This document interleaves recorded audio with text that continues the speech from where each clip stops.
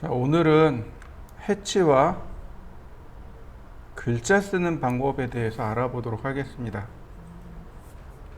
해치와 글자 쓰는 방법입니다. 해치는 우리나라 말로 딱히 없습니다. 그냥 해치라고 부릅니다. 해치 또는 해칭 이렇게 붙입니다. 똑같아요. 해치에 적절한 우리나라 단어가 없어요. 그래서 그냥 해치라고 하고요. 해치는 단면의 재질 표시 라고 합니다. 자, 이렇게 보시면 돼요. 예를 들어서 여기 벽이 있습니다. 벽을 제가 이렇게 잘라낼 거예요. 요즘 그런 선전 나오던데요. 그 침대 자르는 선전이요. 침대 매트리스 자르는 선전 혹시 보셨나요? 그 전기톱 가지고 매트리스 이렇게 막 자르잖아요. 근데 그걸 단면한다고 이야기합니다. 이렇게 멀쩡한 거를 잘라내는 것, 이걸 단면 친다고 해요. 여기 이 벽을 잘라내게 되면, 잘라서 거두어내면 이 벽면에 안쪽 내용이 보일 겁니다.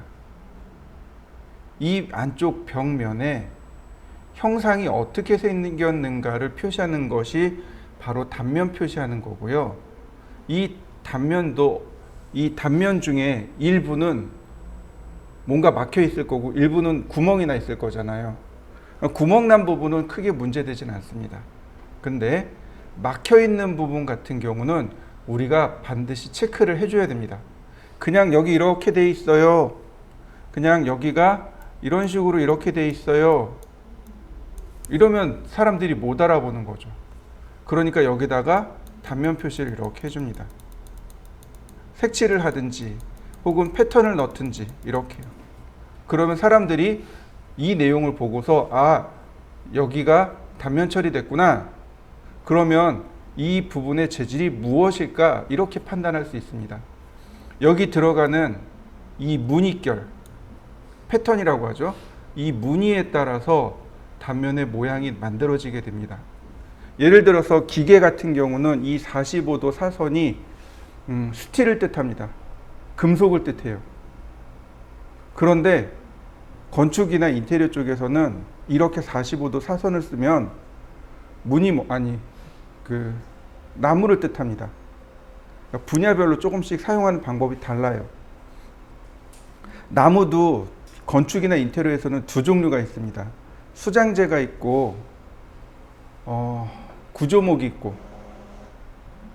그러니까 수장제는 말 그대로 미적 감각을 위해서 만들어 놓은 걸 수장제라고 합니다. 그런데 구조목이 있습니다. 구조목은 힘을 받들라고 만들어 놓은 거예요. 어떤 힘을 받치라고, 힘을 떠받들라고 만들어 놓은 걸 구조제라고 하는데, 이 구조제가 45도 사선을 씁니다. 그래서 이 재질의 모양을 가지고 판단을 해요. 이 모양을 가지고 여기가 어떤 재질로 이루어져 있구나, 여기 단면 쳤구나, 이렇게 판단하게 됩니다. 이걸 해칭이라고 이야기합니다. 좀 우리가 이제 옛날 드라마 혹시 보신 적 있는지 모르겠는데, 한 60년대를 배경으로 한 드라마를 보면요. 그 엿장수 아저씨가 이렇게 엿을 들고 다니면서 빈병이나 뭐 이런 걸 모아요. 그러면 이제 애들이 와서 이제 빈병이라든지 고무신이라든지 이런 거 주고 엿을 바꿔 먹거든요. 그때 어른들이 엿치기라는 걸 해요. 드라마에 보시면. 이 엿치기가 뭐냐면 긴 엿을 이렇게 뚝 잘라서 보면 엿의 단면이 나오겠죠. 그 어떤 단면은 막혀 있고 어떤 단면은 구멍이 들어가 있어요. 그 구멍이 누가 큰가 작은가, 그거 가지고 따지는 게 엿치기예요. 바로 그렇게 단면 처리하는 것, 엿의 단면을 보듯이 사물의 단면을 바라보는 것, 그게 해칭입니다. 단면의 재질 표시, 지금 제가 재질이라고 해놨죠. 재질을 표시하거나 형상을 표시할 때 사용하는 게 해칭입니다. 우리가 사용하는 이런 지금 바닥 있죠? 이 바닥에 바닥 무늬, 또는 욕실에 들어가면 타일 표시해 줘야 돼요. 욕실의 타일, 이런 것들 주기적으로 어떤 무늬가 반복적으로 나오는 것, 우린 이걸 패턴이라고 하죠. 바로 이런 패턴 등을 지정할 때 쓰는 게 바로 해칭입니다. 자, 그러니까 해칭을 쓸 때는요, 우리가 한 두어 가지 조심하실 게 있는데, 첫 번째는 닫힌 도형에 쓰시는 게 제일 좋습니다. 물론 열린 도형도 가능해요. 그런데 닫힌 도형에 쓰시는 게 가장 좋습니다. 나는 열린 도형에 좀 표현하고 싶은데 어떡하죠? 라고 물어볼 수 있습니다. 일단은 닫습니다. 일단은 닫아요. 그리고 해치를 넣고 지우시면 돼요. 무슨 얘기인지 이해되시나요? 내가 이렇게 디귿자로 생긴 여기다가 해칭을 하고 싶어요. 그러면 일단 이렇게 닫습니다. 그리고 해칭을 하는 거예요. 그리고 나중에 이렇게 지우면 됩니다.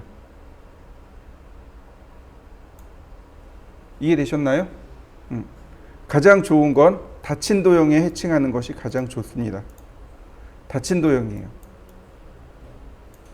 자, 그럼 해칭을 한번 보도록 하죠. 자, 라인. 자, 우물정자 모양으로 라인을 한번 그려보시죠. 우물정자 모양으로 한번 그려보시죠. 자, 다음 해치 명령을 시작해 볼 건데요. 자, 해치 명령어는 드로우 메뉴이기 때문에 여기 있습니다. 여기 해치 명령어예요. 자, 해치. 자, 그러면 순서대로 이렇게 갑니다. 리본 메뉴가 바뀌어요. 이렇게 리본 메뉴가 싹 바뀝니다.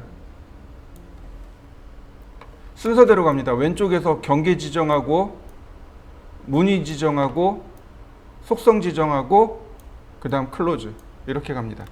왼쪽에서 오른쪽으로 순서대로 진행하시면 됩니다. 다시요. 해치 명령을 실행하면 첫 번째 뭘 지정한다고요? 바운다리. 바운다리가 경계란 뜻이죠. 네, 경계 지정합니다. 두 번째로 패턴 지정합니다. 패턴이 우리나라 말로 무늬결이죠. 무늬를 지정합니다. 세 번째로 패턴의 속성을 지정합니다. 프로퍼틱스, 속성입니다. 그 다음에 클로즈, 닫기입니다. 얘네들은, 여기 있는 옵션들은 수정할 때 쓰셔야 돼요. 처음 만들 때 쓰면 에러가 납니다. 처음에는 에러가 나니까 무시하고 수정할 때 쓰시면 돼요. 자, 다시 한번 보죠. 경계를 지정하는데 보시면 두 가지 방법으로 경계를 지정할 수 있습니다. 첫 번째는 픽포인트, 두 번째 셀렉트입니다. 픽포인트란 얘기는 인터널 포인트, 여기 나와 있는 대로 픽 인터널 포인트라고 되어 있을 겁니다. 인터널 포인트, 즉 내부 경계점을 의미합니다. 내가 패턴을 넣고자 할, 해치를 하고자 할 내부 경계를 찍으세요. 내부 경계를 찍으세요. 이런 뜻입니다. 그러면 캐드가 알아서 바운다리, 즉 경계를 찾아줍니다. 아까 얘기했죠? 해치는 닫힌 공간에 가능하다고. 만약에 여기가 열린 공간이면 인터널 포인트가 존재하나요? 내부 경계점, 내부점이 공개하나요? 아니요, 존재하지 않습니다. 그러니까 어떻게 하라고요? 무조건 닫으라고요. 닫고 해치 넣고 지우시란 얘기입니다. 그런데 여기 보시면 셀렉트라는 기능이 있습니다. 경계를 하나씩 선택해서 하는 방법입니다. 두 가지 다 해볼 겁니다. 자, 카피. 제가 하나는 옆으로 복사했습니다. 해치. 그 다음 인터널 포인트. 지금 이렇게 갖다 대기만 해도 패턴이 나와요. 갖다 클릭하면 이렇게 경계를 찾아줍니다. 경계 찾은 거 보이시나요? 아이고. 자, 경계 찾아서 해치가 들어갑니다. 해치. 클릭하면 이와 같이 경계를 찾아줍니다. 캐드가 알아서 찾아줘요. 자, 그 다음에 패턴을 보시면 패턴이 이렇게 많이 있습니다. 이만큼 있어요. 패턴은 충분히 많이 있습니다. 이거 패턴은 조금 이따 설명하기로 하고 속성도 조금 이따 설명하기로 하고 일단 클로즈. 그러면 이렇게 패턴이 들어갑니다. 이번엔 해치 명령을 실행하는데 셀렉트를 해보죠. 왜 셀렉트를 하면 안 되는지 보여드릴 겁니다. 자, 경계를 눌러봅니다. 그럼 CAD가 알아서 경계를 찾겠죠? 어떻게 되나요? 이런 부분들. 경계 바깥쪽. 내가 원하는 건 이렇게 안쪽인데, 요만큼인데, 이 영역 바깥쪽으로도 이렇게 해치가 나가요. 경계를 지정하면 이렇게 됩니다. 한번 해보세요. 경계를 눌러보세요. 이 해치의 셀렉트는 언제 쓰냐면 렉탱글이나 이렇게 서클 같은 경우, 이런 경우에 해당하는 겁니다. 폴리라인으로 만들어진 혹은 서클로 만들어진 이런 도형들. 해치 셀렉트 어떤가요? 제대로 들어가는 거 보이시나요? 네, 이렇게 하나로 연결되어져 있는 이런 도형들, 여기에 들어가는 겁니다. 얘처럼 경계가 삐죽삐죽 삐져나간 것들은 셀렉트로 선택이 안 됩니다. 이런 경우는 어떻게 해야 돼요? 무조건 인터널 포인트입니다. 무조건 이렇게 인터널 포인트로 지정하셔야 되고요. 그 다음에 이런 경우도 마찬가지예요. 굳이 셀렉트 쓰지 않더라도 그냥 인터널 포인트로 클릭만 해주면 얼마든지 해결이 가능합니다. 그래서 닫힌 도형에다 쓰라는 거고, 내가 굳이 열린 도형에다 쓰고 싶다 그러면 해치를 하고 이렇게 경계를 지우는 수밖에 없습니다. 경계를 지워서 오픈시켜 놓는 방법밖에 없습니다. 자, 어려운 내용은 없을 겁니다. 자, 해치, 이렇게 경계 안쪽에 또 다른 경계가 있을 때는 이렇게 경계를 알아서 찾아줍니다. 이건 CAD가 알아서 찾아줄 문제입니다. 자, 이렇게 경계가 여러 개 존재할 땐 비로소 remove라는 명령어가 나타납니다. 경계 제거하기. 이 remove 명령어로 이렇게 경계를 뺄 수 있습니다. 자, 픽포인트로 경계를 다시 지정할 수도 있고, remove로 경계를 뺄 수도 있고, 셀렉트로 경계를 추가할 수도 있고, 픽포인트로 경계를 추가할 수도 있고. 네, 픽포인트와 셀렉트는 경계를 추가하는 명령어이고, remove는 경계를 해제하는, 즉 경계를 제거하는 명령어입니다. 자, 우리가 이렇게 만들어진 해치 있잖아요. 얘를 수정할 때 쓰는 명령어가 해치 에디트인데요. 이렇게 수정할 때 쓰는 명령, 해치를 수정할 때 쓰는 명령어인데 굳이 해치 에디트를 안 써도 돼요. 그냥 해치 누르면 바로 해치 편집이 들어갑니다. 그래서 여기서 바로 리무브나 셀렉트를 계속해서 사용할 수 있고요. 그 다음에 패턴을 눌러봅니다. 패턴을 보시면 위아래로 나오지만 맨 아래 세 번째 버튼 누르면 전체 목록이 나와요. 패턴이 종류가 크게 이렇게 4개입니다. 솔리드 패턴 하나, 그라디언트 패턴 하나, 일반 패턴 하나, 그 다음 다시 솔리드 패턴, 그라디언트 패턴, 그 다음 유저 디파인, 이렇게 총 4개로 되어 있습니다. 패턴의 종류가 보시면 제일 첫 번째가 솔리드입니다. 솔리드가 채우다란 뜻입니다. 즉 내가 지정한 어떤 색상으로 채우는 것, 그게 솔리드입니다. 그 다음엔 일반적으로 패턴이 이렇게 나오는데 이 패턴 중간쯤 가면은 그라디언트가 나옵니다. GR이라고 붙은 게 그라디언트의 약자입니다. 라이너, 선형으로 된 그라디언트, 실린더 라인, 실린더로 된 그라디언트, 인버스 실린더, 실린더 반대로, 스피어, 구슬 모양, 힘 스피어, 반구슬, 커브, 인버스 스피어, 반대로 된 거, 인버스 힘 스피어, 인버스 커브, 이런 식으로 그라디언트 효과가 납니다. 그라디언트 또는 그라데이션이라고 합니다. 뭐냐면 지금 보시다시피 2개의 색상이 점진적으로 바뀌어서 색상을 혼합하는 것. 예를 들어서 노란색에서 이렇게 파란색으로 갑니다. 그럼 노란색에서 점진적으로 파란색으로 자연스럽게 혼합이 되었다가 파란색으로 가죠. 이걸 그라데이션이라고 합니다. 그라디언트 또는 그라데이션 효과 이렇게 이야기해요. 그라디언트, 그라데이션 똑같은 단어입니다.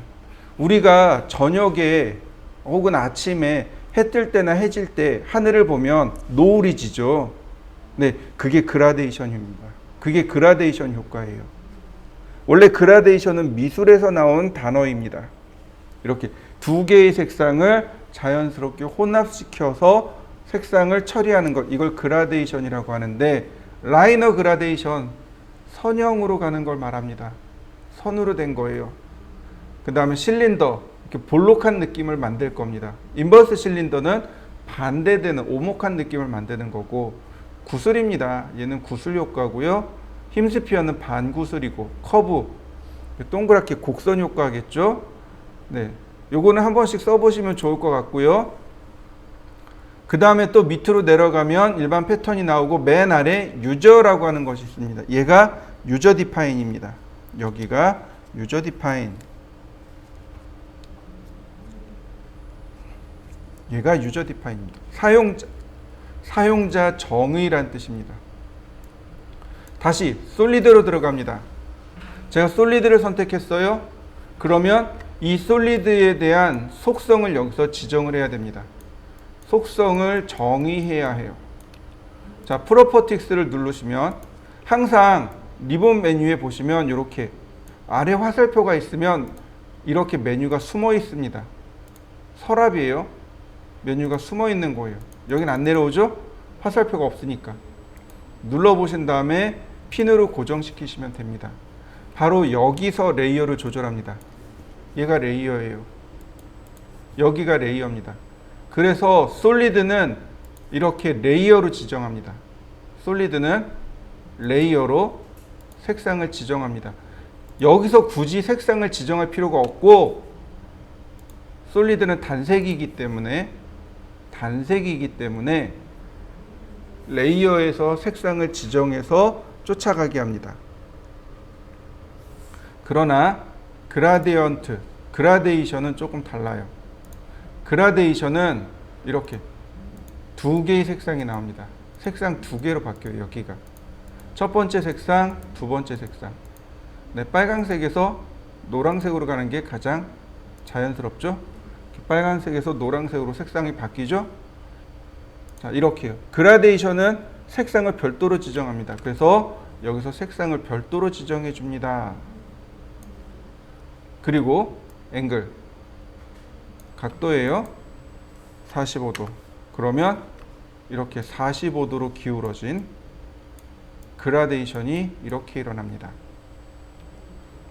예를 들어서 0도. 그러면 그라데이션이 이렇게 0도 방향으로 일어납니다. 90도. 그러면 그라데이션이 이렇게 90도 기울어진 상태로 일어납니다. 앵글이에요, 앵글. 여기가 앵글입니다. 그 위에 보면 트랜스페어런시라는 말이 나옵니다. 트랜스페어런시가 투명이란 뜻이에요. 즉, 해치를 투명하게 만들겠습니다. 그 투명도를 몇 프로 적용할까요? 이런 뜻입니다. 아쉽게도 CAD는 이 트랜스페어런시라는 기능을 안 씁니다. 굳이 써야 될 이유가 없어요. 그래서 얘는 생략. 자, 일단 여기까지 해보시죠. 자, 그 다음에 이제 일반적인 패턴들이 이렇게 쭉 나옵니다. 위아래로 있는데, 이게 이렇게 나오는 이유가 알파벳 순이에요. 알파벳 순으로 같이 걸려 있어서 그렇습니다. 솔리드, 그 다음에 그라디언트도 여기 중간에 알파벳 순이니까 중간에 걸려서 나오는 거고요. 예를 들어서 어디 봅시다. 네, 안시 34번, 아니 안시 32번 있네요. 요런 거 같은 경우가, 요런 해칭 같은 경우가 금속을 뜻하는 안시 31번이나 안시 32번이 금속을 뜻합니다. 그리고 뭐 이런 식으로 벽돌 패턴이 나오는데, 벽돌이 나오는데 너무 크죠? 스케일로 줄이시면 됩니다. 예를 들어서 0.2, 0.1. 자, 벽돌 패턴 나오는 거 보이시죠? 네, 여기 크기가 이렇게 바뀝니다. 각도와 크기가 이렇게 속해 있는 거죠. 각도와 크기입니다. 여기가 스케일이에요. 그러니까 여기서 스케일을 이용하면 얼마든지 내가 해당 패턴에 맞추어서 입력할 수 있습니다. 콘크리트, 이런 모양이 들어가면 콘크리트란 뜻입니다. 이게 콘크리트란 뜻이고, 네, 이거 너무 작네요. 이건 코크. 네, 그 다음에 나머지들도 여러 가지 있으니까 좀 살펴보세요. 네, 이렇게 바닥 정원 같은 경우, 이렇게 이런 거 쓰는 거죠. 바닥 정원 같은 경우 여러 가지들이 있으니까 한번 다 넣어 보세요. 이렇게 그러니까 줄 3개가 가는 것들이 이렇게 있어요. 줄 3개가 가는 게 있는데, 원래 이렇게 줄 3개 가고 여기다가 손으로 이렇게 원형을 몇 개 이렇게 집어넣으면 얘가 철근 콘크리트 해칭 단면이 이렇게 들어가게 됩니다. 이렇게 원형을 몇 개 집어넣으면, 이게 원래 예전에 손으로 그릴 때 선 3개 그리고 원 3개, 한 3, 4개 그리고 이런 식으로 그렸었어요. 철근 콘크리트를. 그런데 요즘은 이렇게 합니다. 해치를 겹쳐서 쓰는 거예요. 이렇게 해치를 이렇게 겹쳐서 씁니다. AR 콘크리트, 네, 여기 있네요.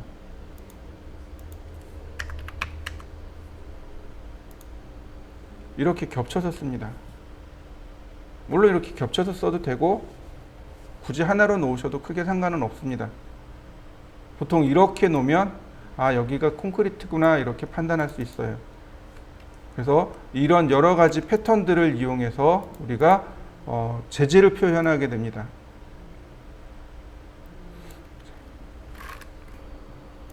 자, 이번엔 제가 해치 패턴의 모양을 좀 바꿔보도록 하죠. 제가 크기를 이렇게 작게 해봤습니다. 이랬을 때 중요한 게 하나 있는데, 바로 이런 부분들 보면 해치가 이렇게 들어가죠. 우리가 이런 바닥 타일 시공할 때요, 종종 이 시공하는 시작점을 설계자가 임의대로 지정해 줄 수 있어야 됩니다. 종종 설계자가 타일의 시작점을 지정해 주기도 해요. 어떻게 지정하냐면 바로 여기 있는 set origin으로 지정합니다. 이 set origin은 수정할 때밖에 안 돼요. 해치를 만들 때 set origin을 하고 클로즈를 하면 적용이 안 됩니다. 이렇게 해치를 만들어 놓고 set origin을 하셔야 돼요. 그냥은 안 됩니다. 클릭해 주면 이렇게 원점의 위치가 바뀌게 됩니다. 얘를 그리기 시작한 원점의 위치를 내 마음대로 지정해 줄 수 있습니다. 이게 set origin의 의미입니다. 해치를 시작하기 위한 시작점.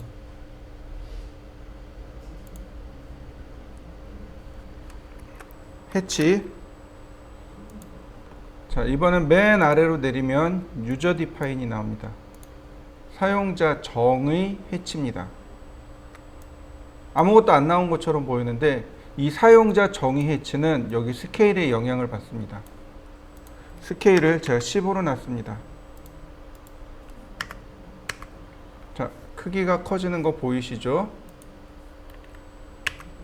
자, 무슨 의미냐면 이 선으로부터 이 선까지의 간격이 얼마냐면 15mm라는 뜻입니다. 선과 선 사이의 간격이 15mm라는 뜻이 돼요. 그러니까 유저 디파인은 이 패턴, 이 선과 선 사이의 간격을 스케일을 통해서 설계자가 직접 지정해 주는 걸 말합니다. 예를 들어서 45도 그러면 15mm 간격으로 45도를 이렇게 쭉 그리게 된 거죠. 자, 또 하나가 있습니다. 이렇게 속성창에 들어가면 더블이라는 게 활성화됩니다.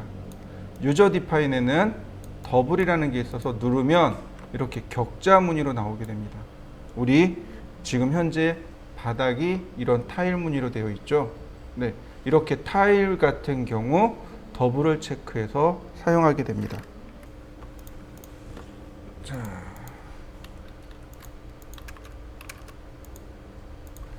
그 다음 해치를 실행하게 되면 여기 Associative라는 것이 있습니다. 해치는 이 Associative를 켜놓으셔야 됩니다. 이 Associative가 한번 나온 적이 있습니다. 어디서 나왔냐면 어레이요. 배열 명령어 할 때 그때 이 Associative가 나왔었습니다. 자, 한번 볼까요? 자, 제가 서클을 간단하게 하나 그렸습니다. 반지름 10짜리 어레이. 자, 렉탱귤러를 했습니다. 여기 Associative 보이시나요? 이때 했어요. 이때 뭐라고 했냐면 이 Associative가 연관성을 띠다, 연관성을 가지다 라는 뜻으로 이럴 때 얘를 체크하면 연관 배열이 됩니다. 근데 배열할 때는 연관 배열을 잘 쓰지 않습니다 라고 제가 설명을 드렸습니다. 그런데 해치에 여기는 나옵니다. 이게 연관 해치가 됩니다. 얘를 체크해 놓으면 해치는 연관 해치를 씁니다. 아, 그럼 무슨 차이가 있나요? 라고 물어볼 수 있는데 이런 거죠. 자, 해치는 이 패턴과 여기 있는 경계를 서로 연관성을 가지고 기억을 합니다. 그래서 이와 같이 경계가 움직여 버리면 해치가 재계산됩니다. 해치가 어떻게 되나요? 재계산되고 있는 거 맞습니까? 이게 연관 해치예요. 경계를 움직여 버리면 해치가 재계산합니다. 이게 연관 해치예요. 만약에 연관성을 꺼버리면 어떻게 될까요? 연관 해치를 끄게 되면 이렇게 돼버립니다. 경계가 재계산되지 않겠죠. 그러니까 어레이는 연관성을 꺼야 돼요. 그래야 하나씩 하나씩 이렇게 수정이 되죠. 근데 해치는 어때요? 연관성을 켜놔야 됩니다. 그래야 경계를 움직이더라도 알아서 재계산할 테니까요. 자, 다시 볼까요? 렉탱글, 서클,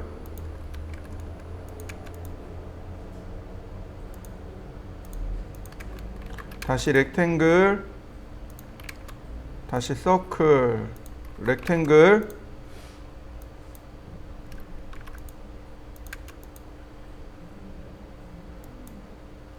다시 서클. 제가 이렇게 경계 안에 무수히 많은 경계들을 집어넣어 봤습니다. 해치. 자, 이때 여기를 눌러 보시면 몇 가지 옵션, 두 가지 옵션만 더 하면 됩니다. 첫 번째 요 옵션, 아우터 아이슬란드 디텍션이라는 옵션이 있습니다. 아우터 아이슬란드 디텍션이요. 빨리 한번 찾아보시죠. 자, 보시면 이렇게 돼 있습니다. 옵션이 총 4개가 있는데 그냥 한 2개, 3개만 이해하시면 돼요. 노멀 아이슬란드입니다. 제일 첫 번째가. 이게 노멀입니다. 지금 보시는 게 노멀이에요. 이렇게 보는 게 노멀입니다. 첫 번째 경계로부터 해치가 들어갑니다. 두 번째 경계를 만나기 전까지. 그 다음 두 번째 경계부터 해치가 안 들어가요. 언제까지요? 세 번째 경계까지. 세 번째 경계부터 해치가 들어갑니다. 언제까지요? 네 번째 경계까지. 즉 해치가 들어가고 빠지고 들어가고 빠지고. 이게 노멀입니다. 아이슬란드 섬이란 뜻이죠. 즉 이 해치를 바다로 본 겁니다. 해치를 바다로 보고 바다 위에 고립된 영역, 즉 그것이 아이슬란드가 되는 거죠. 이게 노멀이고요. 그 다음에 아우터 아이슬란드, 제일 바깥쪽 것만 보겠습니다. 이게 일반적으로 기본값입니다. 그 다음에 이그노어, 무시하기. 속에 있는 경계 다 무시하겠습니다. 노 아이슬란드, 아이슬란드 없습니다. 나 이거 안 쓸 거예요. 이런 뜻입니다. 그러니까 노 아이슬란드하고 이그노아는 똑같다라고 보시면 됩니다. 경우에 따라서 얘네들을 반복해서 쓰시면 됩니다.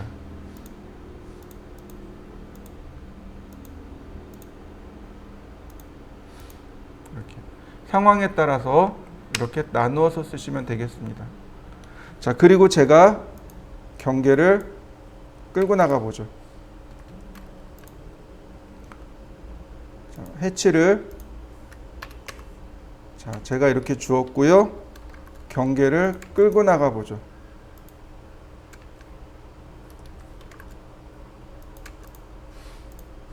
자, 이렇게 경계를 끌고 나갔습니다. 경계가 둘로 나눠졌네요. 선택해 보면 경계가 동시에 이렇게 선택이 되는 걸 알 수 있습니다. 하나의 경계로 인식을 하고 있는 거죠. 경계가 바깥으로 나갔으면 해치가 이쪽과 이쪽 둘로 양분이 돼야 되는데 하나의 해치로 인식을 해버린 겁니다. 이런 식으로. 하나의 해치로 인식을 하고 있는 거예요. 이럴 때는 어떤 기능을 넣어줘야 되냐면 해치를 나누어 줘야 됩니다. 그게 뭐냐면 바로 세퍼레이트 해치 나누기란 뜻입니다. 해치가 지금처럼 한데 묶여 있단 말이죠. 이거를 분리할 때 쓰는 명령어. 해치를 분리해 주세요. 그랬더니 이렇게 해치가 나누어지게 됩니다. 해치가 경계에 따라서 나누어지는 것. 자, 그 다음에 폴리선 그리기와 다중선 그리기를 중간에 먼저 넣도록 하겠습니다. 그리고 글씨 쓰기를 가도록 하죠. 시간 닿는 데까지 쭉 설명을 드릴 거예요. 자, 먼저 폴리선 그리기입니다. 렉탱이나 혹은 폴리곤이 바로 여기 이 폴리라인의 일종입니다. 원래 이거 폴리라인이라고 합니다. 폴리라인, 즉 하나로 선이 이어진 선. 그래서 P라인이 폴리선 그리기 명령어고요. 그 다음 P-에디트가 폴리선 수정하기입니다.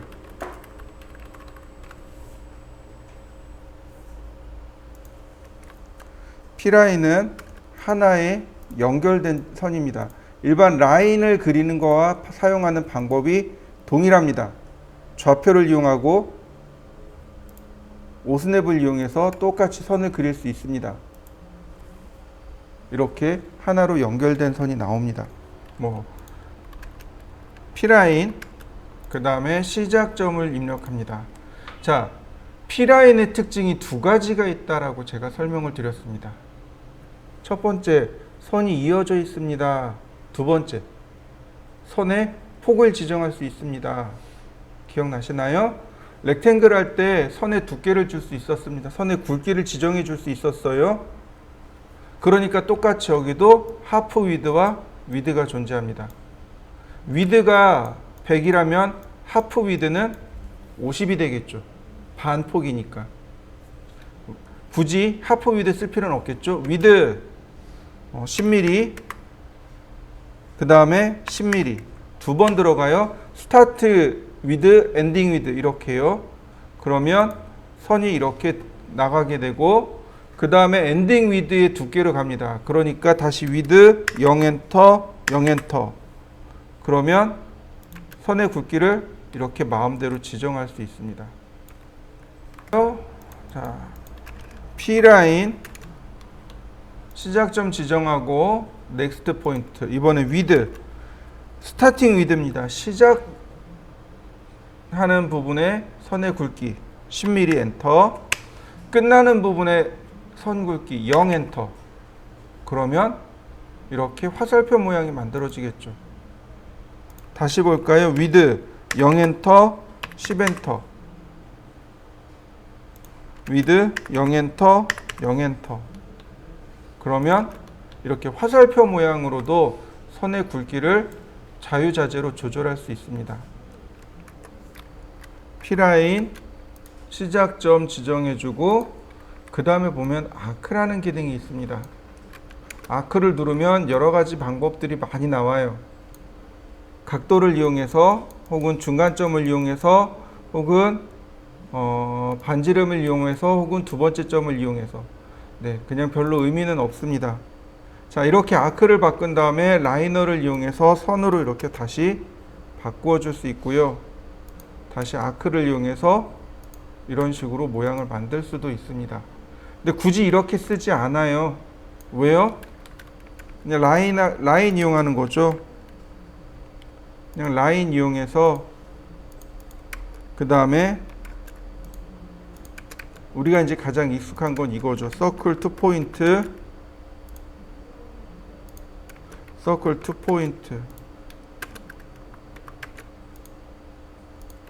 네, 그냥 간단하게 트림하면 똑같은 모양이 나오겠죠. 이때 우리가 쓸 수 있는 명령어가 바로 조인인 거죠. 그러면 이렇게 간단하게 바뀐단 말이죠. 그러니까 P라인이나 P에디트를 안 쓰는데, 왜냐하면 조인이 나왔거든요. 조인 명령어를 쓰기 때문에 P라인이나 P에디트는 사실은 많이 쓰지는 않아요. 그냥 요 정도 사용하는 방법만 익히시면 될 것 같습니다. 그 다음에 우리가 렉탱글이라든지 혹은 폴리라인이라든지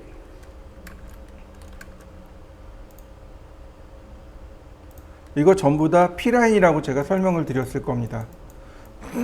얘 아래에 있는 것은 제가 조인한 거고 얘는 원래 P라인으로 그린 거고, 이렇게 폴리라인을 수정하는 명령어가 바로 P에디트입니다. 객체 선택하시면 돼요. 그러면 이렇게 수정하는 명령어가 나옵니다. 사실상 안 써요. 요거 조인 하나 씁니다. 요거 조인 하나 씁니다. 원래 조인이 여기 있는 명령어입니다. 원래 여기 있는 명령어인데 요게 똑 떨어져 나간 겁니다. 얘가 똑 떨어져 나간 거예요. 그게 조인 명령어입니다. 그래서 사람들이 P라인과 P에디트를 안 써요. 그럼에도 불구하고 이 조인 기능은 기억하셔야 됩니다. 자, 보세요. 제가 라인들을 그냥 이렇게 그렸습니다. 서클, 투 포인트, 카피. 자, 트림. 아까 이거 조인으로 만들었었죠? 이번엔 P에디트입니다. P에디트라는 명령을 실행하고 선택을 합니다. 그러면 CAD가 물어봐요. 이게 뭐냐면 이거 폴리라인이 아닙니다. 폴리라인으로 바꾸시겠습니까? 라고 물어보는 겁니다. Turn it into one. 하나로 정말로 바꾸시길 원하십니까? 라고 물어보는 거예요. Turn it. 바꾸겠습니까? into one. 하나로. 즉 폴리라인으로 바꾸시겠습니까? 네, 당연히 yes. 그러면 요 선 하나가 P라인으로 바뀐 겁니다. 여기 나와 있는 조인을 쓰는 거죠. 조인을 이용해서 나머지 선택하고 엔터. 그러면 이렇게 폴리라인으로 싹 변환이 됩니다. 요 기능을 쓰는 겁니다. 요거 하나 써요. 우리가 여기서 또 눈여겨봐야 될 게 있습니다. P에디트 그리고 선택을 하시면 바로 여기는 오픈이라고 하는 메뉴가 있습니다. 이게 무슨 뜻일까요? 이 도형이 완전히 닫혀있는 도형이란 뜻입니다. 그래서 이 도형을 열겠습니까? 라고 물어보는 거예요. 자, 도형 열린 거 보이시나요? 클로즈, 닫힌 거 보이시나요? 이 하단 부분입니다. 오픈, 도형 열린 거 보이시죠? 도형이 열려 있으니까 뭐라고 메시지가 떠요? 여기가 열려 있으니까 도형 닫겠습니까? 라고 물어보는 거죠. 도형이 완전히 닫혀 있으니까 오픈, 열겠습니까? 라고 물어봅니다. 자, 왜 중요하냐면 보세요. 이게 뭐라고 뜨나요? 클로즈라고 뜨죠. 우리 눈엔 닫혀 있는데 CAD가 보기엔 이거 열린 거예요. 왜냐면 이 도형을 그릴 때 제가 클로즈 메뉴를 안 썼거든요. 그래서 이렇게 닫아줘야 됩니다.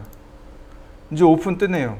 어딘가에 오픈 클로즈 기능이 있는 겁니다. 어딘가에, 우리는 모르지만 어딘가에 정말 개미 눈곱만큼씩 열렸다 닫혔다 하고 있는 겁니다. 우리 눈에는 안 보여요. 그런데 이렇게 작동을 합니다. 보세요. 오픈, 클로즈, 오픈, 클로즈. 자, 얘도 마찬가지입니다. 오픈, 클로즈. 근데 얘는 클로즈 메뉴를 안 쓰고 썼단 말이죠. 그러니까 이렇게 메뉴가 떠요. 클로즈라는 메뉴가 뜹니다. 자, 한번 해보시죠. 그 다음에 P-에디트를 보시면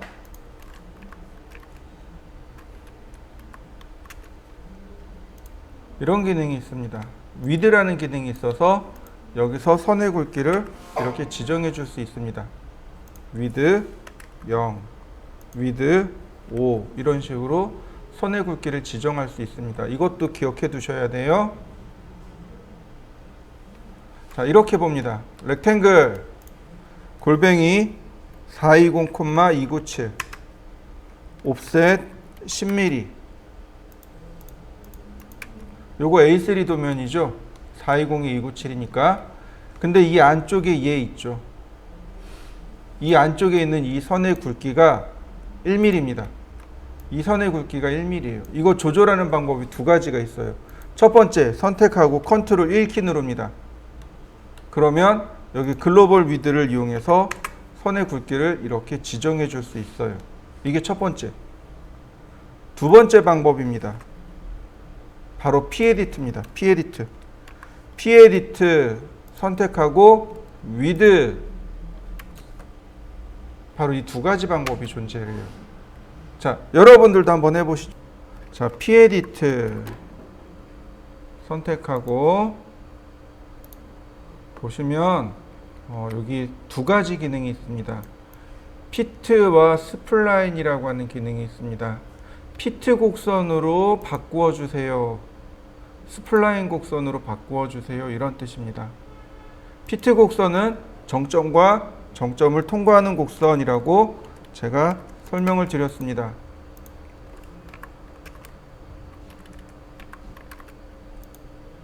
이렇게 피트 곡선은 정점과 정점을 통과하는 곡선이고, 스플라인은 접선 방향으로 돌아가는 걸, 그러니까 접선 방향으로 곡선을 계산하는 것, 그게 스플라인입니다. D커브를 누르면 직선으로 이렇게 바꿔줍니다. D커브, 직선으로 라는 뜻입니다. 그래서 여기서 쓸 수 있는 게 오픈, 클로즈, 조인, 위드, 피트, 스플라인, D커브 이 정도 사용할 수 있습니다. 나머지는 굳이 우리가 쓰지는 않습니다. 자, 한번 해보시죠.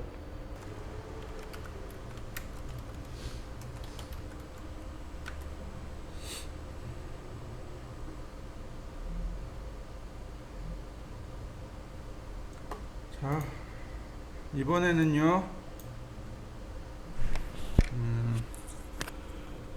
자, 이번에는 멀티라인에 대해서 알아보도록 하겠습니다.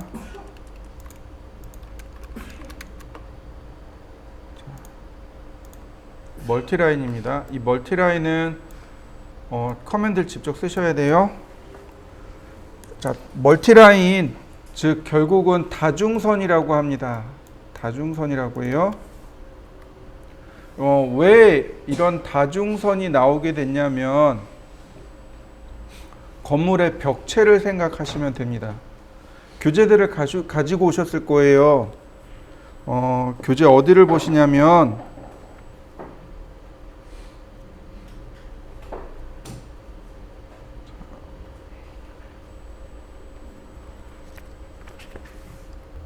선이 중심선을 기준으로 벽 바깥의 선 이렇게 들어가고요. 그 다음에 단열재선 들어가고요. 마감벽 들어가고요. 이렇게 해서 총 5개의 선이 들어갑니다. 건축이나 인테리어 같은 경우는 선이 이렇게 들어가요. 이거를 예전에 어떻게 했냐면 중심선을 그려놓고 다 옵셋을 합니다. 옵셋하고 필렛하고. 이따가 제가 한번 보여드릴 건데요. 너무 불편한 겁니다. 그래서 만들어진 게 멀티라인입니다. 멀티라인은 건축물에 벽체선을 그리기 위해서 만들어진 명령어라고 생각하시면 됩니다. 근데 다만 아직까지는 오류가 조금 더 많습니다. 사람들이 많이 외면하고 있는 추세이긴 한데 그래도 멀티라인을 잘 이용하면 작업 속도가 아주 많이 빨라지게 됩니다. 자, 사용하는 방법은 이렇게 쓰시면 됩니다. 자, 다중선 유형을 만듭니다. 첫 번째는 다중선 유형 만들기. 첫 번째는 다중선 유형을 만들고 그 다음엔 다중선 그리기를 합니다.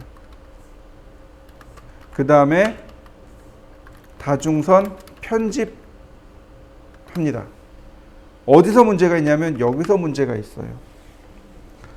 다중선 편집이 조금 불편합니다. 편하지 않아요. 그래서 사람들이 좀 외면하고 있긴 한데 그래도 계속해서 명령어가 수정되고 있습니다. 그래서 사람들이 조금씩 쓰고 있는데 저야 이제 가리키는 입장이다 보니까 어떻게 하면 좀 편하게 쓸까, 어떻게 하면 얘를 쓸까라고 많이 고민을 했었어요. 그래서 방법을 알려드릴 테니까 한번 써보세요. 자, 먼저 ML 스타일부터 시작해 보도록 하죠. ML 스타일입니다. 그러면 이와 같이 다중선 명령어가 만들어집니다. 이거 대화 상자가 나타나요. 기본 다중선이 하나 있습니다. 스탠다드라고 기본 다중선이 하나 있고요. new 새로운 다중선 만들기, modify 기존 다중선 수정하기, 그 다음에 rename 다중선의 이름 수정하기, delete 내가 만들어 놓은 다중선 삭제하기입니다. 근데 지금 여기 비활성되어 있죠? 왜냐하면 현재 current가 현재 작업하는 게 스탠다드이거든요. 작업하는 거, 현재 것은 이름 바꾸거나 삭제하지 못합니다. 이건 이름을 바꾸거나 삭제하지는 못해요. 이해되셨죠? 쓰지 않은 것들만 이름을 바꾸거나 삭제하는데 심지어 여기 도면을 그렸단 말이죠. 그러면 이것도 안 돼요. 도면에 그려지면 안 됩니다. 아예 여기 modify부터 이만큼 다 막혀버려요. 그럼 나는 정말 수정하고 싶어요. 그럼 어떻게 할까요? 화면에 있는 거 지워야 돼요. 조금 불편하다 그랬죠? 이런 부분들이 조금 불편해요. 자, 제가 벽체를 2개를 만들 겁니다. 잘 기억하셔야 돼요. 자, 일반적으로 우리가 사용하는 벽체의 두께가 얼마냐면 200mm입니다. 일반적인 벽의 두께는 200mm를 써요. 철근 콘크리트 일대입니다. 철근 콘크리트, 일반적인 벽 두께는 200mm입니다. 근데 지금 여기 학원이잖아요. 여기 석고보드로 만든 이 간이벽이잖아요. 얘는 120mm예요. 이 벽, 우리 좌우에 있는 이 벽은 간이벽이란 말이죠. 그러니까 옆 강의실에서 하는 얘기가 우리한테도 들리고 해요. 이건 어쩔 수 없습니다. 모든 사무실이 다 똑같아요. 학원만 그런 게 아니고 오피스텔이 아닌 이상은 일반 회사는 다 간이벽, 이렇게 간이벽으로 만들어서 한단 말이죠. 여기다 경량철골을 세우고 그 안에 흡음재를 넣고 그 다음에 석고보드를 붙여서 마무리한 겁니다. 그래서 이런 간이벽은 120mm, 두꺼워야 140mm 밖에 안 돼요. 이런 것들은. 여러분들 가정집에 가면 안방과 거실을 나누는 벽 있잖아요. 그건 200mm 맞아요. 그건 200mm입니다. 일반적인 벽 두께는 200mm로 계산하시면 돼요. 자, 그 다음에 여기에다가 단열재가 붙어요. 자, 이 벽은 단열재가 안 붙어요. 단열재가 어떤 벽에 붙겠나요? 단열재가 어떤 벽에 붙을까요? 바로 실내와 실외가 만나는 벽 있죠. 예를 들어서 안방과 거실을 나누는 중간 벽 있잖아요. 이런 건 단열재가 붙을 이유가 없는 거죠. 그런데 안방과 외부가 만나는 벽, 거실과 외부가 만나는 벽은 단열재가 붙어야 됩니다. 왜냐하면 바깥에 있는 찬 공기가 안으로 들어오거나 혹은 바깥쪽에 뜨거운 공기가 안쪽으로 들어오는 걸 차단시켜 줘야 되거든요. 그래서 실내 공기가 항상 일정하게끔 만들어줘야 돼요. 그게 단열재의 역할인데, 단열재가 120mm. 네. 이게 법으로 딱 정해졌어요. 일반적인 뭐 단열재의 120mm에 해당하는 그 역할을 하는 두께로 역할을 하는 단열재를 쓰라고 아예 딱 법으로 명시되어 있습니다. 그러니까 실제로 시공할 때는 조금 더 얇은 거 써요. 얇은 거 쓰는데 대신에 그만큼 단열 효과가 있는 단열재를 씁니다. 우리는 이제 기본 120mm를 쓸 겁니다. 자, 그 다음에 이 단열재 바깥쪽으로 단열재 그대로 노출시키면 안 되잖아요. 그죠? 그러니까 이 단열재 위에다가 뭔가를 또 마감을 해줘야 돼요. 적벽돌을 쌓을 겁니다. 일반 벽돌을 쌓을 거예요. 자, 벽돌입니다. 이거 100mm 줄 겁니다. 100mm로 해서 마감할 거예요. 그러면 총 벽 두께가 몇 mm가 되나요? 420mm 되는 거 맞습니까? 실내는 200mm 있어요. 근데 실외는 이렇게 됩니다. 일반적인 벽 두께의 단열재 120에 벽돌 100mm까지 이렇게 해서 420mm가 되도록 씁니다. 예전에는 이 단열재가 50mm짜리 썼어요. 그러니까 많이 춥더라고요. 우풍도 심하고. 최근에 2007년도인가 법이 완전히 바뀌었더라고요. 단열재 120mm짜리 쓰라고. 벽이 두꺼워졌어요. 그래서 조금 더 따뜻해졌습니다. 자, 어쨌든 이렇게 벽을 두 종류를 만들 겁니다. 잘 기억하셔야 되고, 그 다음 중심선은 여기다 둘 겁니다. 중심선은 여기다 둘 거예요. 자, 하나를 만들죠. 제가 W200이라고 했습니다. 즉 200mm짜리 벽 두께를 줄 거예요. Continuous. 그러면 이런 대화 상자가 뜹니다. 일단 둘로 나눕니다. 이렇게 화면을 둘로 나누세요. 위에 디스크립션은 설명입니다. 여기다 쓰면 돼요. 벽 두께 200mm 내병용 이렇게 해요. 그러면 설명이 이렇게 나오기 때문에 아, 얘는 뭐구나 라는 걸 금방 알 수 있겠죠. 그 다음에 이렇게 둘로 딱 나눈 다음 우리는 오른쪽 내용을 씁니다. 왼쪽 내용은 안 써요. 쓸 일이 없습니다. 일단 무시. 이건 나중에 다시 설명하고요. 오른쪽으로 갑니다. 보시면 엘리먼트에서 선이 두 개가 있습니다. 하나는 0.5, 하나는 마이너스 0.5. 어딘지는 모르지만 이렇게 중심선이 있습니다. 여기가 제로예요. 얘를 기준으로 위쪽으로 얼마 떨어져 있느냐, 아래쪽으로 얼마 떨어져 있느냐 이렇게 표시합니다. 제로를 기준으로 해서 선이 얼마만큼 떨어져 있느냐, 위쪽으로 올라가면 플러스, 아래쪽으로 내려가면 마이너스 이렇게 표시됩니다. 200mm니까 플러스 100, 마이너스 100. 그러면 100mm 맞습니까? 200mm 맞나요? 네. 선택해 주시면 돼요. 선택합니다. 선택하는 순간 요 내용이 고스란히 이게 다 나옵니다. 이거 안 바꿔요. 컬러하고 라인 타입 안 바꿉니다. 그대로 바이레이어로 두세요. 그대로 바이레이어 둡니다. 다만 뭐만 바꾸면 돼요? 옵셋만 바꾸시면 됩니다. 0.5잖아요. 우리가 써야 될 건 100이잖아요. 그러니까 여기를 100으로 바꿉니다. 100이라고 쓰고 아무데나 이렇게 한번 클릭해 주시면 됩니다. 그럼 바로 적용돼요. 다시 볼까요? 선택합니다. 클릭하는 순간 클릭하는 순간 요거에 대한 정보가 고스란히 이렇게 딱 들어와요. 근데 컬러와 라인 타입은 무시하고 옵셋 값만 봅니다. 마이너스 100. 그 다음에 아무데나 클릭. 그러면 적용이 됩니다. 그러면 제로를 기준으로 해서 플러스 100에 떨어지고 마이너스 100에 떨어져라. 그러니까 선 두께가 얼마예요? 200mm가 되는 거죠. 자, 오케이.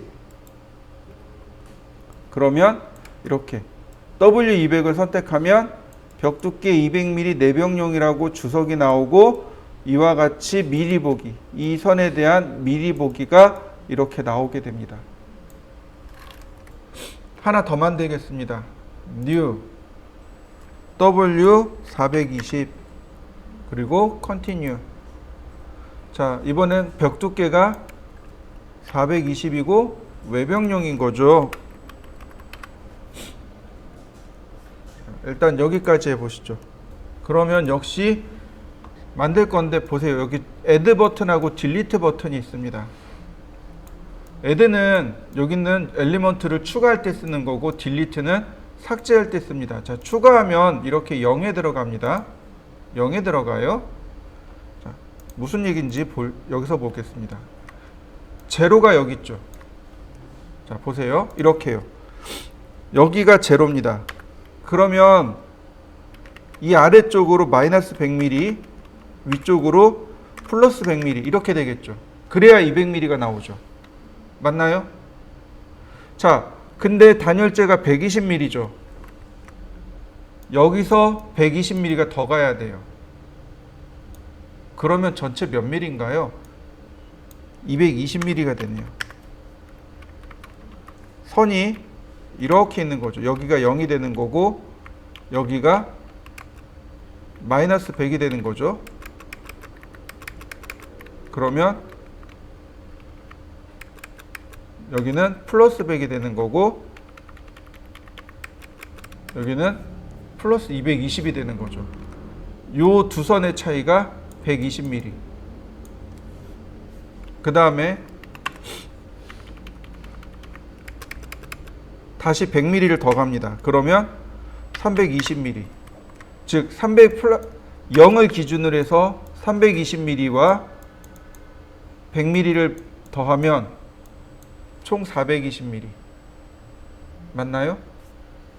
200mm, 120mm, 100mm. 총 420mm죠? 네. 항상 제로를 기준으로 해서 생각하셔야 됩니다. 제로를 기준으로 아래로 마이너스로 몇 미리, 플러스로 몇 미리 이렇게 되는 거죠. 여기가 얘가 일반 벽입니다. 그러면 여기가 단열재 플러스 120mm 그 다음에 여기가 벽돌 플러스 100mm 이렇게 되는 거죠. 여기도 벽이 되는 거죠. 값 계산하는 거 이해되시나요? 이거 꼭 기억해 두셔야 돼요. 제로로부터 떨어지는 겁니다. 여기가 200mm죠. 요만큼이 여기에서 제로를 기준으로 해서 100mm 갔습니다. 그 다음에 단열재가 120mm 더 위로 올라가는 거니까 플러스 220mm. 그 다음에 벽돌 100mm 올라가니까 320mm 이렇게 들어갑니다. 자, 그러면 넣어 보도록 하죠. 하나는 220, 다른 하나는 320 이렇게요.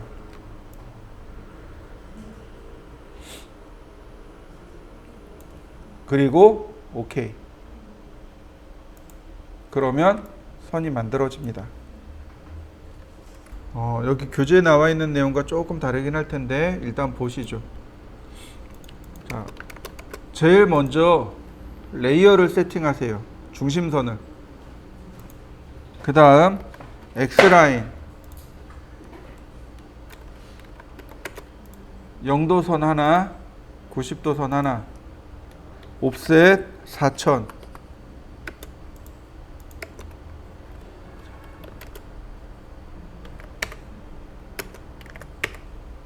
그 다음 옵셋 1700. 지금 바닥부터 그립니다.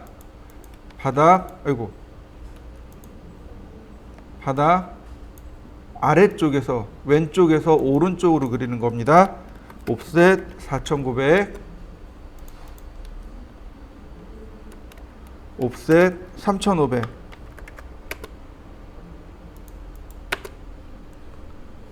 자, 그런 다음 트림으로 싹 자릅니다. 자, 위로 올라갑니다. 이렇게 위로 올라갈 거예요.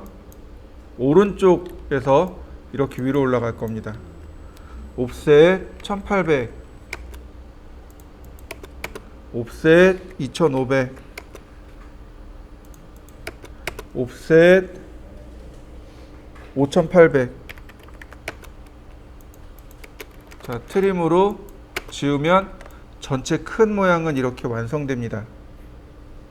나머지 조금만 선 정리를 하도록 하죠.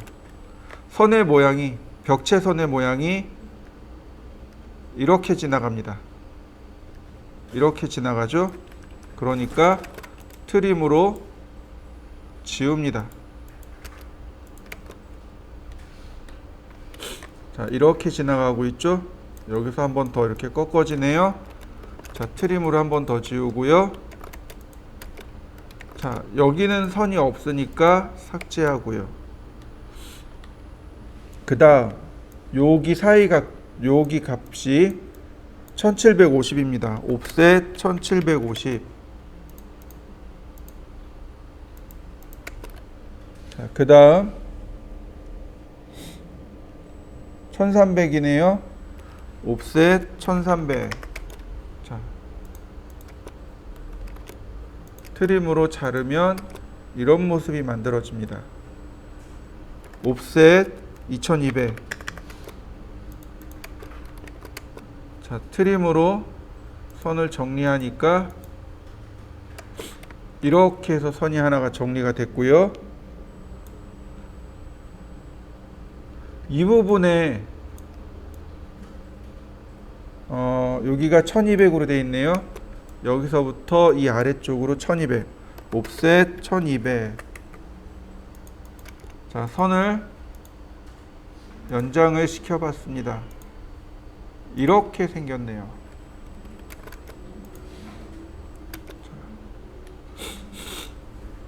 제가 중심선만 이렇게 쭉 그렸습니다. 여러분들도 여기까지 그려보시죠. 자, 이번에는 M라인으로 그려보도록 하겠습니다. M라인. 그러면 이렇게 옵션이 3가지 옵션이 나옵니다. 저스티피케이션이라는 건 자리 맞춤이란 뜻이고요. 스케일은 축척이란 뜻이고, 스타일은 ML 스타일에서 만든, 즉 내가 어떤 종류의 선 종류를 쓸 거냐. 지금 스탠다드하고 W200하고 W420하고 이렇게 3개가 있는 거죠. 이 중에 누구를 쓸 거냐 이거죠. 이 스타일은 ML 스타일에서 조절이 가능합니다. 여기서도 조절이 가능하지만 ML 스타일도 조절이 가능합니다. 보시면 지금 현재 스타일은 스탠다드고 축척은 20이라고 되어 있습니다. 20배 키우라는 얘기예요. 이거 말도 안 되는 거죠. 제일 첫 번째로 해줘야 될 게 바로 이 스케일 값을 바꿔줘야 됩니다. 얼마로 바꿀까요? 간혹 여기서 실수하시는 분이 여기다 스케일 값을 0으로 주세요. 안 됩니다. 1로 주셔야 됩니다. 1대1이잖아요. 축척이라는 게 1대1이지 1대0은 없잖아요. 1대0은 만들지 말아라 이런 뜻이니까 바로 스케일에서 1로 주시고, 그 다음 스타일에서 우리가 만든 거 모르면 물음표 눌러보세요. 그러면 이렇게 뜹니다. 자, 여기다가 W420. 그 다음 저스티피케이션. 자리 맞춤이 3개가 나옵니다. 탑, 제로, 바텀. 여기가 탑입니다. 여기가 제로고 여기가 바텀입니다. 다중선이 있잖아요. 다중선이 있으면 이렇게 제로가 되는 선이 있고, 탑이란 얘기는 플러스 방향으로 제일 끝에, 바텀이라는 것은 마이너스 방향으로 제일 끝에를 말합니다. 여기가 탑, 제로, 바툼 이렇게 됩니다. 보세요. 그냥 지금 탑입니다. 그러면 선이 이렇게 끌려 나와요. 선이 이렇게 끌려 나옵니다. 제일 위쪽에 걸려 나오는 거 보이시나요? 다시 봅니다. 바툼입니다. 그럼 제일 아래쪽에 이렇게 끌려 나옵니다. 다시 봅니다. 제로입니다. 그러면 이렇게 중간에 맞춰서 끌려 나옵니다. 네, 이 상태로 테두리를 바깥쪽만 돌립니다.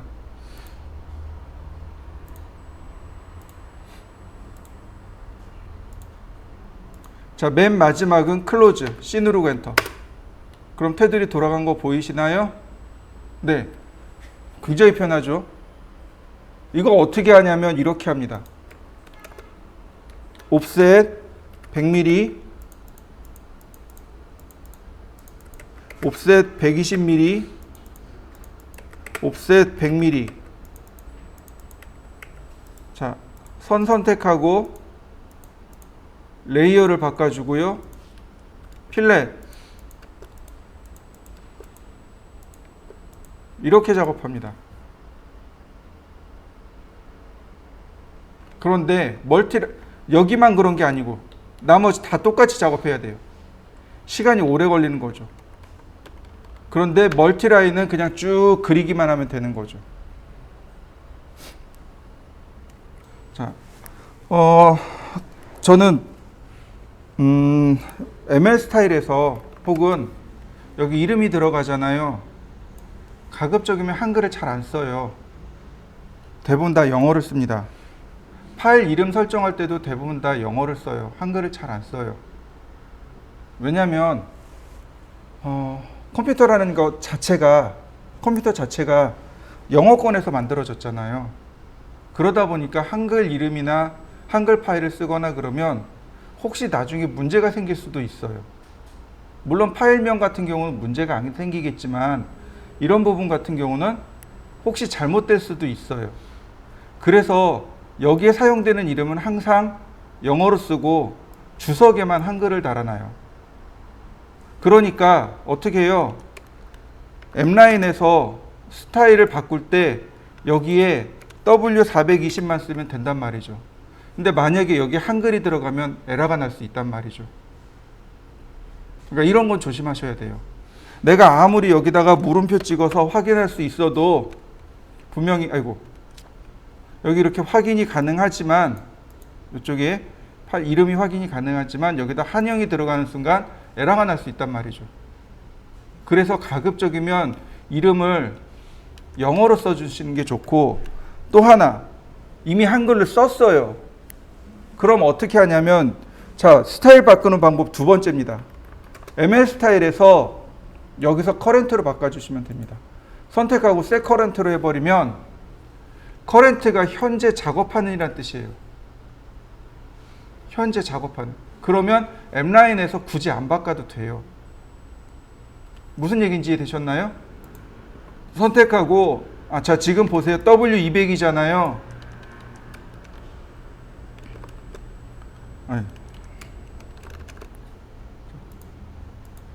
자, 오케이. M라인. 그러면 W200으로 이렇게 들어와 있단 말이죠. 멀티라인 스타일에서 선택하고 셋 커런트 하면 굳이 M라인에서 스타일을 안 써도 돼요. 자, 그 다음에 또 하나, 저스티피케이션이 지금 제로잖아요. 이거 조심해야 될 게, 오른쪽으로 가면 정상적인 모양으로 이렇게 나와요. 그런데 왼쪽으로 가면 방향이 뒤집어집니다. 다른 기능들은 다 왼쪽으로 돌아가야 돼요. 반시계 방향으로 돌아가야 되는데 얘만 특이하게 시계 방향입니다. 이해되셨나요?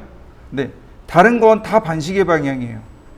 다 반시계 방향의 플러스 방향인데 멀티라인만 그러니까 시계 방향으로 돌아가야 됩니다. 그래서 이렇게 시계 방향으로 그린 겁니다.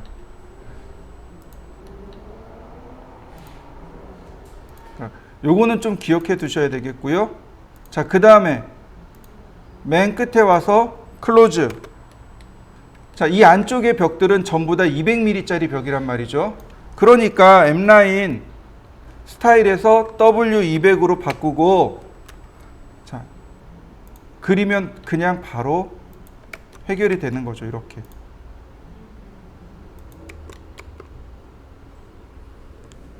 아, 네, 이렇게 아니다. M 라인 선이 이렇게 갑니다.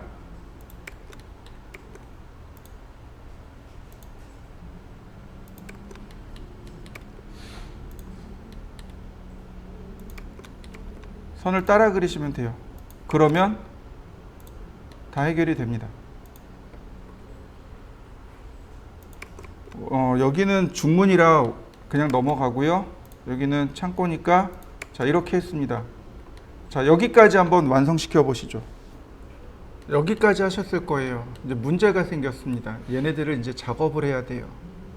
자, 그게 뭐냐면 이제 멀티라인 에디트라는 명령을 써서 편집을 해야 되는데, 이제 여기 문제가 많아요. ml 에디트라는 명령을 실행하면 이렇게 12개밖에 없습니다. 12개밖에 없어요. 아, 맞나? 네, 12개밖에 없습니다. 명령어가. 이게 필렛이나 트림이 안 됩니다. 얘네들이 이게 트림이 안 돼요. 트림이 안 됩니다. 이렇게 트림이 안 돼요. 필렛도 안 되고요. 이게 적용이 안 돼요. 필렛 트림이 안 됩니다. 오로지 ml 에디트 명령어로 수정을 해야 됩니다. 이렇게 딱 반 가르시면 됩니다. 왼쪽과 오른쪽 중 왼쪽을 쓰시면 됩니다. 머지, 아니 클로즈, 둘 다 이렇게 두 개씩 묶으시면 돼요. 클로즈, 오픈, 머지 이렇게요. 클로즈 크로스, 클로즈 T, 오픈 크로스, 오픈 T, 머지 크로스, 머지 T.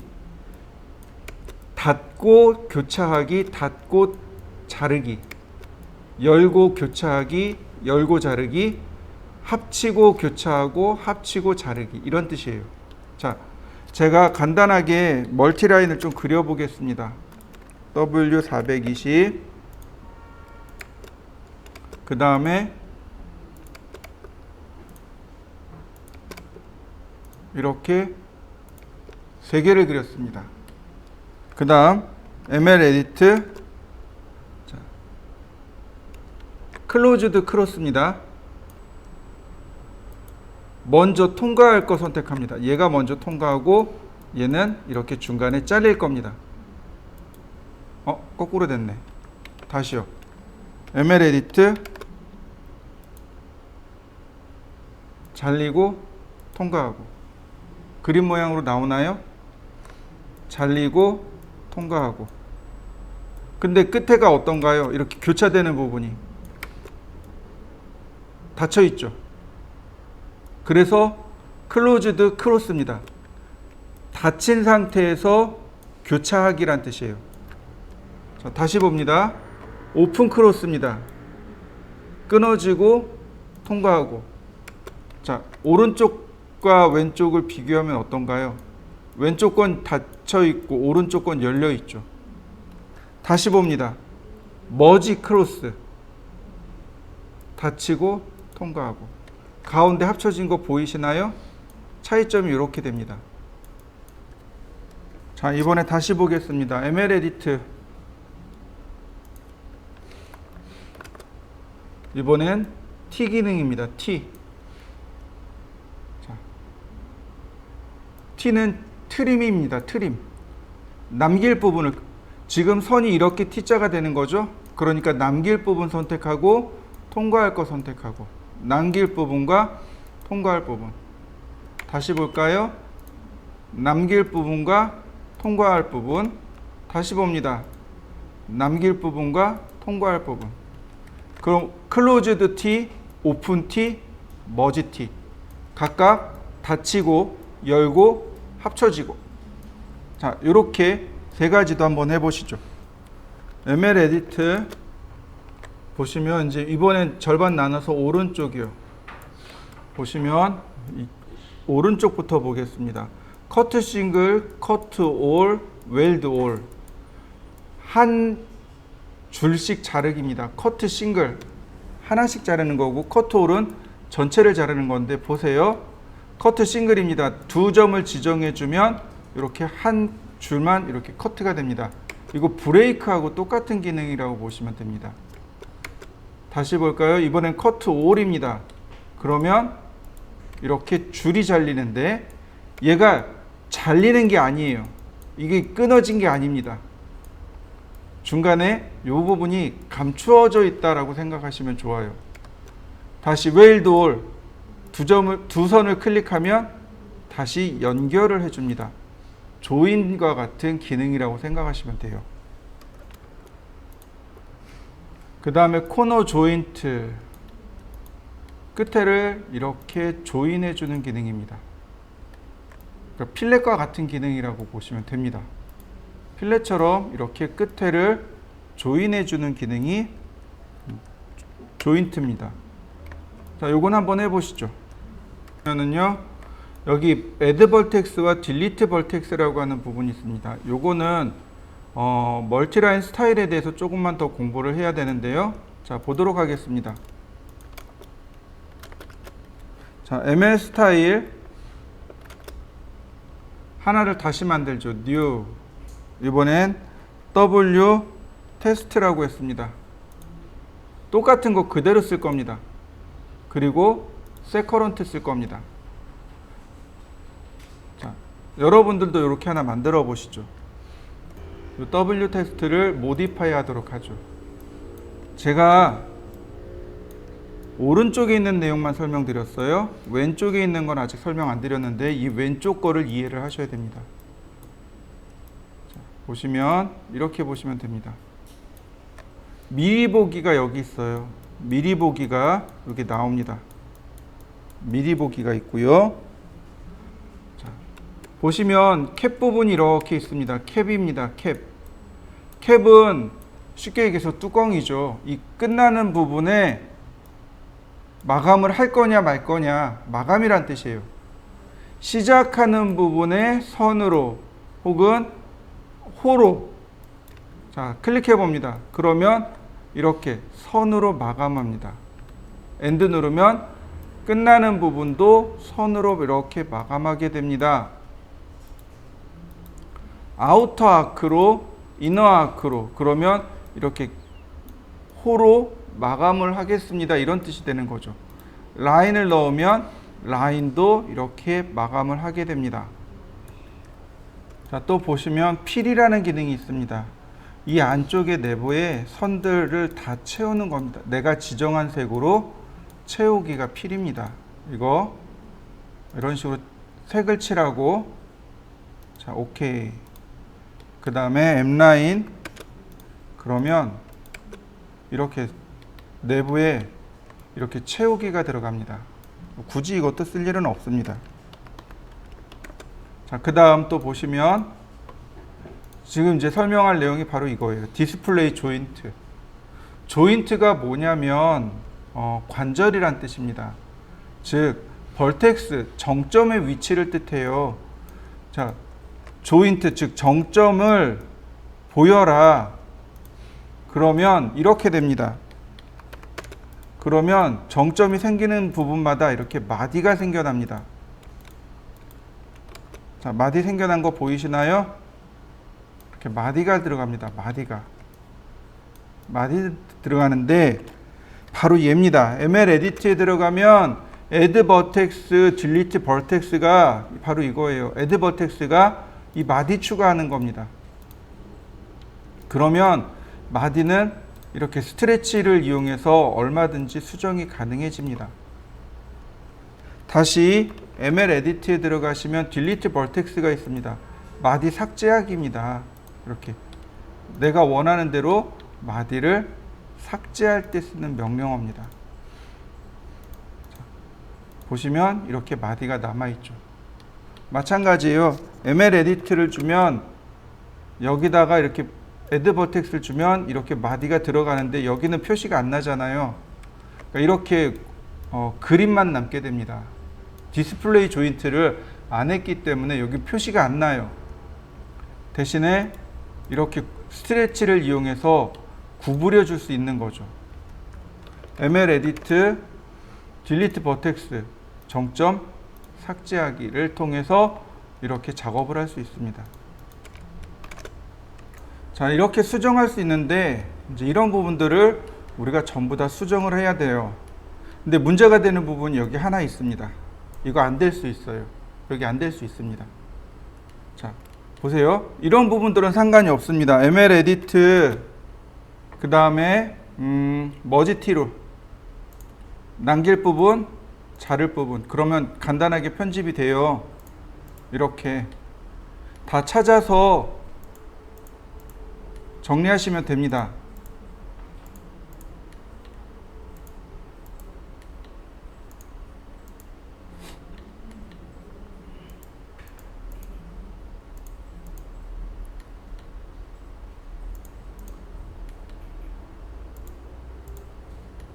그런데 여기는 안 될 수 있습니다. 이 부분은 안 될 수 있어요. 네, 다행히 지금은 됐네요. 여기가 안 될 수도 있습니다. 여기서 오작동이 일어나요. 이게 작업이 안 일어날 수 있습니다. 여러분들도 한번 해보세요. 근데 만약에 여기서 작업이 안 일어나면 그냥 포기해야 됩니다. 어떻게 돌려낼 이거를 저처럼 이렇게 만들 수 있는 방법이 없어요. 어떤 때는 되고 어떤 때는 안 되고 얘가 잘 안 돼요. 이렇게 코너 부분 같은 경우는 잘 안 됩니다. 그럼 여기는 어떻게 되냐면 그냥 이렇게 한 번에 이렇게 됐어요. 그럼 넘어가지만 안 되면 익스플로드 명령어로 이거 둘 다 분해한 다음에 그리고 필렛 써야 됩니다. 필렛 트림 쓰셔야 돼요. 자, 그러면 이렇게 자, 이 부분이요. ML 에디트 그 다음에 머지 T 자, 남길 부분, 자를 부분 어떻게 되나요? 잘못되죠. 다시 보겠습니다. 남길 부분, 자를 부분 이상하게 잘리죠. 이거 안 되는 건 안 되는 거예요. 이걸 어떻게든 살려보겠다고 애쓰는 순간 그냥 시간만 이렇게 훌훌 날아갑니다. 그러니까 이럴 때는 그냥 어떻게 하라고요? 과감하게 분해를 해버리는 겁니다. 분해 전부 다요. 그냥 여기까지만 작업하시면 돼요. 여기까지만 작업하고 다 분해합니다. 그 다음에 나머지는 어떻게 해요? 필렛으로. 여기는 선이 떨어져 있으니까 조인으로 이렇게 결합해 놓으면 하나로 연결이 된단 말이죠. 여기도 마찬가지. 자, 여기는 조인, 여기는 필렛. 이렇게 놓으시면 돼요. 그 다음에 뭐냐면 그 다음이 개구부예요. 이렇게 만들어 놓고 개구부를 만드는 겁니다. 개구부가 뭐냐면 10개자의 입구자예요. 즉 창문이나 방문이 들어갈 자리. 그게 바로 개구부입니다. 그럼 예를 들어서 여기를 보자고요. 여기에 이제 이쪽으로 방문이 생성이 되는 거죠. 그럼 생각을 해보시죠. 방문이 이렇게 열리고 닫히겠죠. 방문이 이렇게 있으면 이렇게 열리거나 이렇게 열리겠죠. 그죠? 그럼 어느 쪽으로 열리는 게 조금 더 나은가요? 이쪽이 1번, 이쪽이 2번. 보통 2번으로 열리게 된단 말이죠. 그럼 이쪽에서 이렇게 열려야 돼요. 그런데 여기서 무조건 딱 맞게 열리느냐? 그럼 그렇진 않아요. 약간 벽에서 틈을 줍니다. 그 틈이 얼마냐면 100mm예요. 그래서 여기서 100mm 옵셋을 이렇게 줍니다. 이렇게 100mm 옵셋을 주시면 돼요. 라인 옵셋 100mm. 자, 왜 100mm냐면 벽돌 사이즈 때문에 그렇습니다. 우리가 흔히 사용하는 벽돌 있잖아요. 벽돌이 200mm에 이렇게 우리가 흔히 사용하는 벽돌이 이렇게 있잖아요. 이렇게 나오잖아요. 이 길이가 200mm입니다. 그리고 이렇게가 100mm고요. 이 높이로 70mm입니다. 이해되셨나요? 다시요. 이 길이로 얼마라고요? 190이요. 이쪽 길이로 얼마라고요? 90이요. 이쪽 길이로 57입니다. 실제 사이즈가 190에 90에 57이에요. 근데 57 3mm잖아요. 이거 무시하고 60 씁니다. 190에 90에 60 이렇게 써요. 그럼 왜 200, 170 이렇게 쓰냐면 줄눈이요. 벽돌 붙이면 줄눈 들어가죠. 그 줄눈 간격이 10mm입니다. 그 줄눈까지 포함해 가지고 200, 170 이렇게 얘기하는 거예요. 보세요. 벽돌이 여기 이렇게 들어가는 거죠. 200mm죠. 여기까지, 여기서부터 여기까지 200mm죠. 그러면 이쪽으로 몇 mm가 들어가요? 100mm가 들어갑니다. 기본 100mm를 기준으로 합니다. 그 다음에 방문은, 우리가 사용하는 저 방문은 이제부터 뭐가 나오냐면 휴먼 스케일이라는 개념이 나옵니다. 지난 시간에 우리가 공부할 때 어떤 걸 공부했었냐면 단위에 대해서 제가 조금 설명한 적이 있습니다. 한자, 두자, 피트, 1피트, 2피트. 그죠? 한자는 손바닥이라 그랬고 피트는 발바닥이라고 했습니다. 그죠? 나머지는 어떻게 나오냐면 휴먼 스케일은 뭐냐면 키 170cm인 사람을 기준으로 합니다. 그게 이제 옛날 당시에 이제 표준 키였답니다. 그래서 키 170cm인 사람을 기준으로 했을 때 어깨 폭이 600mm랍니다. 어깨 폭이 600mm요. 그래서 장롱의 깊이가 600mm입니다. 이해되시나요? 여러분들이 붙박이장을 설계할 거 아니에요? 그럼 얼마나 깊이 있게 만들 거예요? 어깨 폭만큼이요. 이 옷이 어깨 폭이 600이라는 얘기예요. 이해되시나요? 그래서 장롱의 깊이가 600이 되는 거예요. 자, 문이잖아요. 저 문이잖아요. 사람이 어깨가 600이잖아요. 그죠? 그 다음에 앞, 뒤로 폭이 300입니다. 이해되셨나요? 앞뒤로 300이에요. 그래서 한 사람이 이렇게 들어가고 한 사람은 옆으로 비켜설 수 있는 이 폭. 이게 900입니다. 그래서 통로가 900이에요. 여러분들 집에 가시면 현관에서 이렇게 복도를 통해서 거실로 들어갈 거예요. 가장 최소 사이즈가 900입니다. 그 이하로 내려가면 굉장히 답답해요. 안 나옵니다. 그래서 최소 폭을 900으로 해서 더 크게 주는 거예요. 한 1m 정도 주는 이유가 그거예요. 한 사람은 똑바로 지나가고 한 사람은 이렇게 비켜설 수 있을 폭. 그게 900입니다. 그게 바로 저 문의 폭이에요. 그래서 여기서 얼마를 줘야 되냐면 옵셋 900mm를 이렇게 줍니다. 그러면 이와 같이 개구부가 만들어지는 거죠. 그러면 여기는 완성이 됩니다. 자, 보통 우리가 사용하는 저 문은 900인데 간혹 700짜리 문도 있습니다. 창고문이요. 폭이 700짜리 문이 있어요. 그런 건 창고문이 그렇습니다. 그리고 화장실 문도 정말 옛날 집은 700mm 주더라고요. 요즘은 다 900mm 줍니다. 아마 여기 이 부분 여기가 화장실인 것 같아요. 다행히 여기는 900mm 줬습니다. 자, 그 다음에 이 부분. 자, 여기 사실 어떻게 하냐면 미드 포인트를 이렇게 끄집어내는 겁니다. 미드 포인트로 끄집어내고 600mm씩 좌우로 하나씩 이렇게 끄집어내시면 돼요. 사실은. 자, 거리를 재보면요. 여기서부터 여기까지 그래서 1050이 나온 겁니다. 이해되셨나요? 방문은 벽의 센터에다 주는 겁니다. 창문은 이 벽과 벽 사이 센터에다 주는 거예요. 자, 그래서 여기가 이렇게 나온 겁니다. 트림. 자, 여기도 마찬가지예요. 여기서부터 여기까지의 센터. 맞나 모르겠네요. 자, 이렇게요. 옵셋 600mm. 자, 그 다음 거리를 재보면 여긴 1500 나오네요. 네, 맞네요. 여기서부터 여기까지의 센터입니다.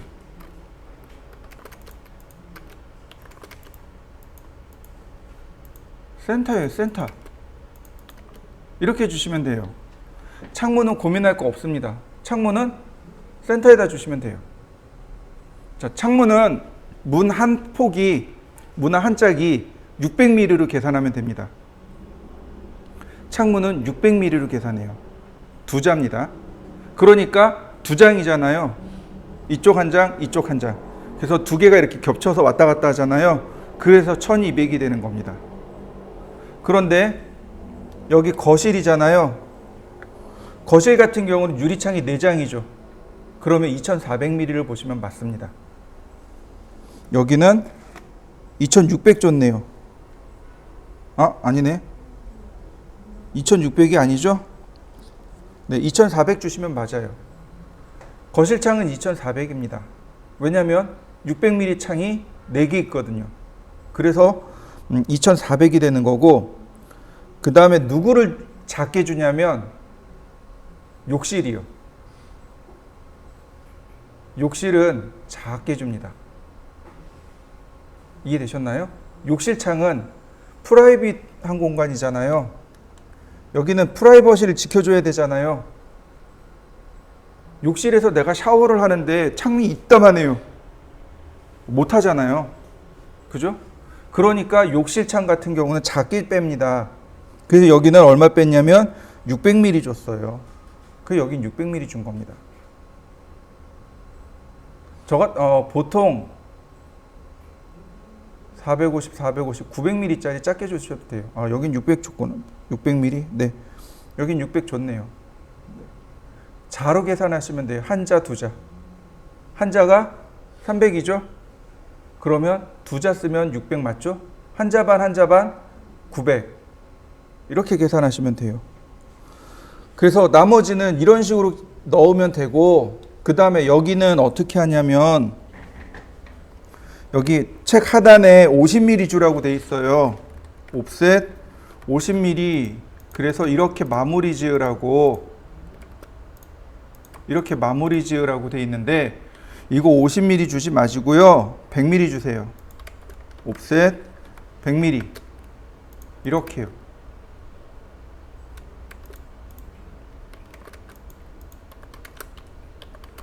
이렇게 주시면 됩니다.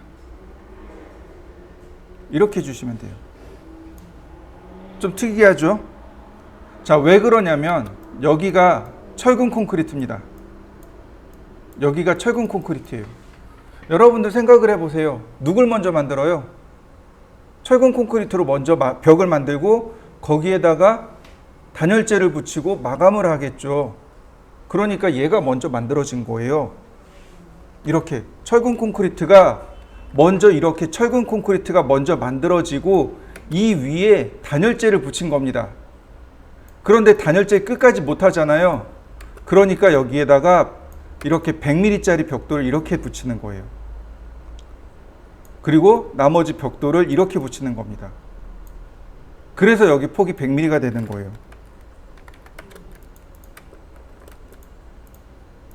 이렇게 붙인 거예요. 벽돌을 이렇게 붙여놓은 거예요. 그리고 여기서부터 단열재를 붙여나간 겁니다. 그래서 우리는 그냥 이렇게 마무리한 겁니다. 그래서 이 끝부분을 디테일하게 그려라 그러면 이렇게 그리시면 돼요. 여기도 마찬가지. 옵셋 100mm, 트림, 필렛 이렇게 그리시면 돼요. 트림, 필렛 이렇게 그리면 거의 정석대로 그렸다라고 보시면 돼요. 이렇게 그리기 귀찮으니까 그냥 여기를 이렇게 자른 겁니다. 이렇게요. 여기 트림하기 귀찮으니까 그냥 이렇게 잘라버린 거예요. 물론 이렇게 그리셔도 돼요. 아무도 뭐라고 하진 않습니다. 이렇게 그려도 아무도 뭐라고 하지 않아요. 의미가 다 전달이 되니까. 자, 나머지 전부 마무리해 보시죠.